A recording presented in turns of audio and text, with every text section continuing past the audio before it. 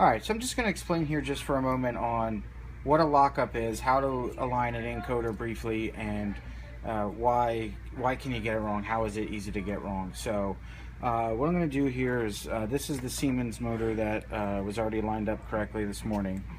What we have here is the black wire is connected to the power leads, this gray wire is connected to the feedback. So I'm going to turn on the power supply up here to unlock the brake. Now we can freely rotate the motor by hand. It freely rotates, no problem. But when we say a lockup, what we're actually talking about is applying a DC voltage to the coils of the motor. And on a servo motor, a brushless DC servo motor, what's going to happen if you do a close-up on the shaft there, what's going to happen when I apply a voltage, you'll actually see the shaft move and lock up into a certain position. So that's what we call a lockup. So what happens after the repair is done and the encoder is dismounted, you replace the bearings, you replace the seals, you do all of your work to it, and when you put the encoder back on, the drive needs to know where the rotor is in relationship to the housing so it can do commutation. So the easiest way to do that is you lock up the rotor. That's always a known position. This particular motor is a 6-pole motor, so it'll lock up in 3 positions. It'll lock up here, it'll lock up 120 degrees later, 240 degrees, and now we're back to 0. So all brushless servo motors, brushless DC servo motors, will have 3 leads. You'll have a U, V, and W. And every servo motor manufacturer has a different lockup on them. Allen Bradley's are positive U, negative on the V. This particular Siemens motor is a little different because it's negative on the U and positive to neutral, or V and W. So when you lock that up, it locks up into that position, and then what you do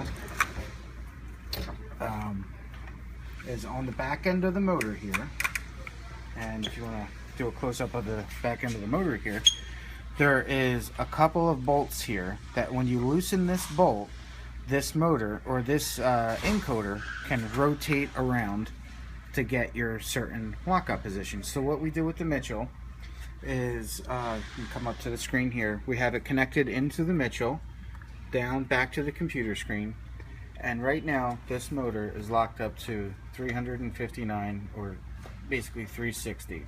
It's right on the edge. When you lock it up, you try to get it within 3 degrees. This one is within 1/2 degree. It's right on the money. So you can see right down here, if I just touch the shaft, it just goes over to 0. So this is perfect. What we saw this morning was that the alignment was done incorrectly. So on this screen over here, I have the data sheet. This data sheet basically tells you what motor it is, the feedback device, which cable to use, and the adapter. Here's all of the pinouts, and what it also tells you down here is the lockup. So it tells you negative U, positive on V and W. It tells you to align the resolver to 0 degrees. So what we believe happened is that when you did this lockup, it's very easy to get some of these wires crossed. So if I take these 2 wires and I cross them, just like that, now you can see this motor is locked up to 60 degrees. And that would be incorrect. So if you get this combination of these lockup wires wrong, you're going to get an incorrect alignment. So it's very important to follow this procedure to the T. And in this particular case, it was a human error that we believe that these 2 wires were crossed instead of these 2 wires are crossed. So what we've decided to do was make dedicated power cables for the motors, for every motor. This particular Allen Bradley right here has a dedicated power cord set up.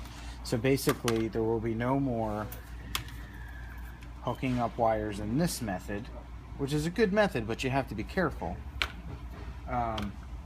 But to alleviate the human error, we're going to be plugging it in here and plugging it into the power supply through a keyed connector that you can't get backwards, and that will eliminate the human error 100% of the time, every time. And that's it. If you guys have any questions, let me know, and thanks.